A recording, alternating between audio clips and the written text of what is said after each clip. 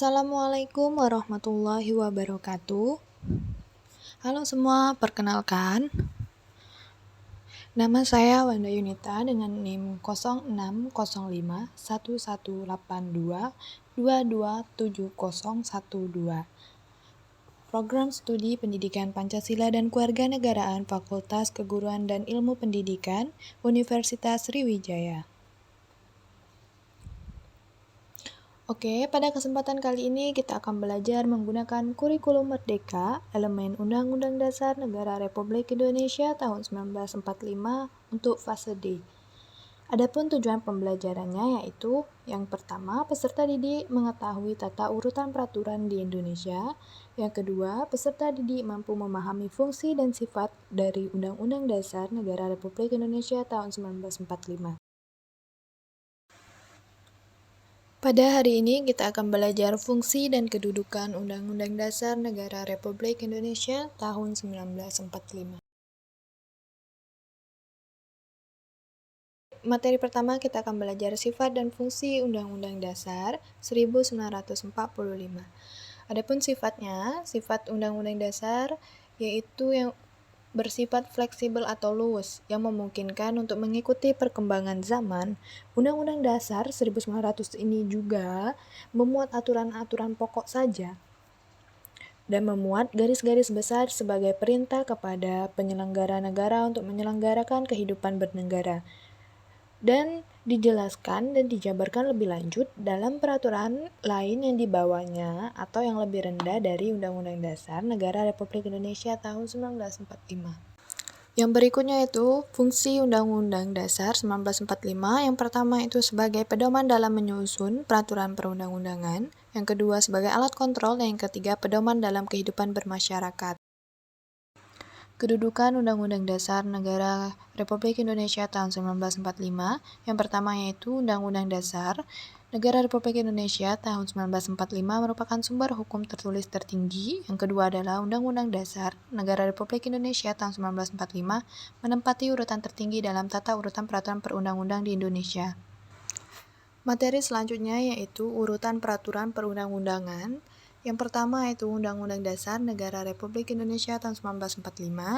Yang kedua adalah ketetapan Majelis Permusyawaratan Rakyat atau yang sering disebut MPR. Yang ketiga adalah undang-undang atau peraturan pemerintah pengganti undang-undang yang disebut Perpu. Yang keempat yaitu peraturan pemerintah yang disebut PP. Dan yang kelima peraturan presiden Perpres. Yang keenam yaitu peraturan daerah provinsi. Dan yang terakhir yaitu peraturan daerah kabupaten atau kota, perda kabupaten atau kota. Oke, selanjutnya yaitu beberapa kali pergantian Undang-Undang Dasar dari awal disahkan sampai sekarang. Itu yang pertama yaitu Undang-Undang Dasar 1945 yang disahkan pada tanggal 18 Agustus 1945 yang digunakan sampai tanggal 27 Desember 1949. Yang kedua yaitu Konstitusi Republik Indonesia Serikat yang digunakan pada tanggal 27 Desember 1949 sampai dengan 17 Agustus 1950. Dan yang ketiga adalah Undang-Undang Dasar Sementara 1950 yang diganti pada tanggal 17 Agustus 1950 sampai dengan 5 Juli 1959. Yang selanjutnya itu yang keempat, Undang-Undang Dasar 1945 yang diganti pada tanggal 5 Juli 1959 sampai dengan tahun 1999. Dan yang kelima yaitu Undang-Undang Dasar Negara Kesatuan Republik Indonesia tahun 1945 yang diamandemenkan tahun 1999 yang digunakan sampai sekarang, dan itulah peraturan perundang-undangan yang digunakan di Indonesia yaitu Undang-Undang Dasar Negara Republik Indonesia tahun 1945. Oke, yaitu selanjutnya aktivitas siswa. Siswa diminta untuk menjawab pertanyaan yang menggunakan quizzes. Caranya buka web di aplikasi Google, ketik quizzes, join. Nah, setelah itu tampilannya begini dan masukkan kodenya dan klik join dan tunggu beberapa saat. Enter your name, masukkan namamu, masukkan namanya. Di sini kita menggunakan nama Putri. Klik start atau mulai. Tampilannya akan begini jika gamenya belum dimulaikan oleh sang guru. Nah, ini sudah dimulaikan, kita tunggu. Oke, sekarang kita mulai jawab soalnya. Nomor 1, apa yang dimaksud dengan sifat Undang-Undang NRI 1945 supel dan luas? Itu mengikuti perkembangan zaman.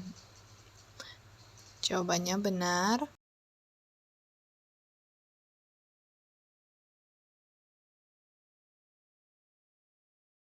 Soal nomor 2 itu apa yang kalian pelajari dan kalian mengerti pada pembelajaran hari ini?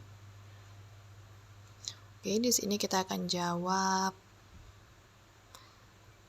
tentang tata urutan, peraturan. Jawabannya sudah selesai, tinggal kita klik submit. Next, soal ketiga, apa hasil dari beberapa kali perubahan amandemen? Oke, semua jawaban benar. Klik.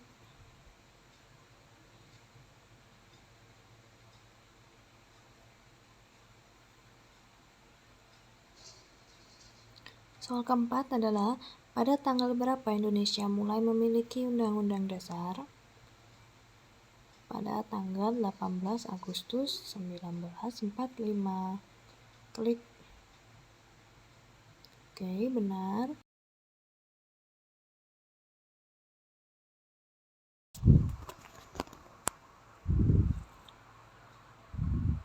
Sebutkan 3 contoh yang mentaati peraturan diskon. Oke, kita pencet submit dan jawabannya salah. Di bawahnya ada jawaban yang benarnya.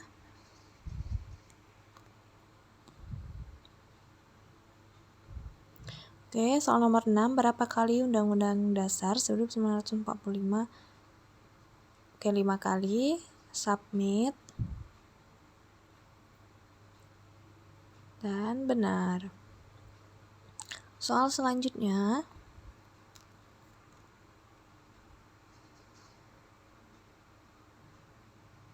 apa fungsi dari Undang-Undang Dasar Negara Republik Indonesia? Kecuali, dijadikan dokumen. Oke, satu soal terakhir. Upaya apa yang kalian lakukan untuk memahami materi yang belum kalian pahami? Di sini jawabannya sudah selesai, tinggal di submit dan yeay.